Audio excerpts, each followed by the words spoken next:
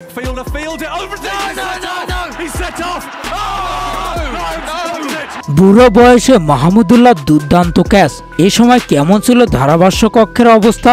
হ্যাঁ দর্শক, বিস্তারিত জানতে ভিডিওটি না টেনে সম্পূর্ণ দেখতে থাকুন।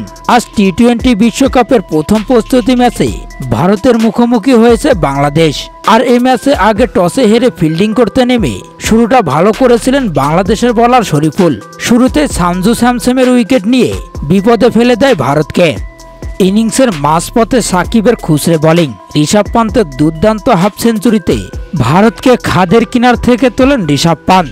এরপর ভারত যখন 3 উইকেট হারিয়ে বিপদে, তখন বাংলাদেশ অধিনায়ক শান্ত বোলিংয়ে আনেন শেখ মেহেদীকে। তার করা 14.4তম ওভারের বলটি শিবম দুবে মারতে গেলে স্ট্রেট প্রান্তে এক দুর্দান্ত ক্যাচ ধরলেন মাহমুদুল্লাহ।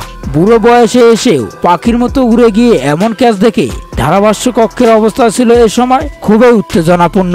তো দর্শক, ভারত বাংলাদেশ ম্যাচে মাহমুদুল্লাহর এমন উড়ন্ত অসাধারণ ক্যাচে আপনাদের মন্তব্য কি তা জানিয়ে দিবেন। এ ব্যাপারে আপনাদের গুরুত্বপূর্ণ মতামত ভিডিওর কমেন্ট বক্সে। ধন্যবাদ।